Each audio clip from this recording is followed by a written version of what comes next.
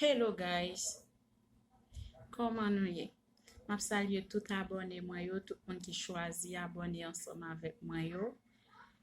Mwen salye nou, e mwen di nou merci beaucoup. Mwen vin foti pale anseman avek nou. Ki sa m vin di nou? A propos de abone. Le wale an bayon live par exemple, ou di moun nan abone anseman avem, map abone anseman avek ou. Guys, moun nan fel.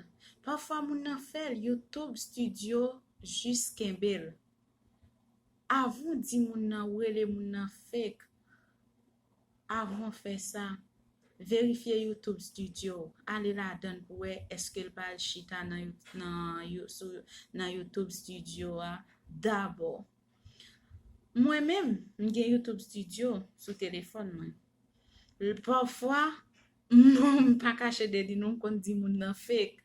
M kon verifiye, mani rentre sur YouTube, m verifiye m pa weli. Apre sa, mal gade nan YouTube Studio, le mwen ve nan YouTube Studio, mwen jwen tout abonem la. Sa ve di sa vin ran, mwen evite rele moun fake en se sens. D'abord, le yon moun dim li fel pou mwen, mal verifiye nan YouTube Studio d'abord, apre sa, mwen vini mwen di moun nan, ok, mwen jweni, ou bien si mba jweni, mwen di moun nan, mpoko jweni non, li poko monte. Reverifiye ou a refel pou mwen.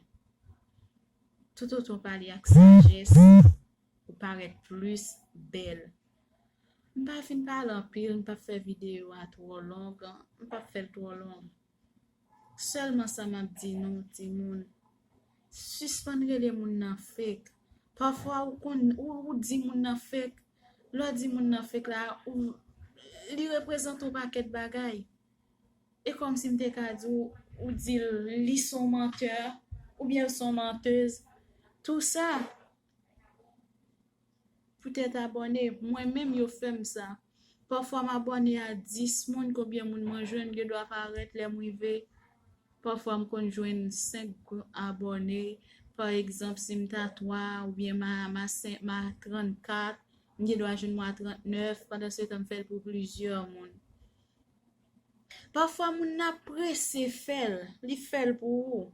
C'est pas parce que li kon bliye tout. Parfois, li bliye que si li abonné ensemble avec ou. Parce que ça nan tête li se dit abonné avec fel pour moi. De temps que li écrit message là ou écrit ou dit ou fait pour lui, parfois s'il pas réviser liste message là qui passait en bas live là, li pa pou el ti moun. Alors faut nous éviter ça, faut nous éviter les moun nan fake.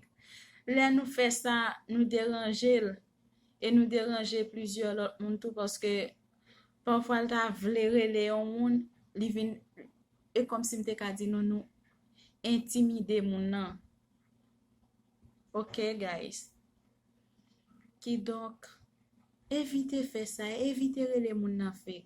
Sou ou fait abonner pour lui. Li même li pa remettre ou li back, sou pas quitter commentaire pour lui, juste aller quitter un commentaire pour lui. Et pour quitter un comment pour lui, l'elle vérifier, je pense que la gère li back. Parce que moi-même, des gens qui sont abonnés ensemble avec moi, yo quitter commentaire pour moi. Depuis que j'écrivais en bas dans commentaire, premier qui ça me fait, moi cliquer sur photo moun nan, moi rentrer la caille moun nan pour moi, est-ce que m'abonne avec ou bien est-ce que m'bobo. Une fois que m'abonne ensemble avec elle et puis me retourner la caille moi dit moun nan merci beaucoup bye. Si m'poko abonner avec lui tout, moi tout abonner ensemble avec et puis moi dit moi passer la caille li. OK ti moun. Moi espère nous comprendre moi Jean que moi parler ensemble avec moi.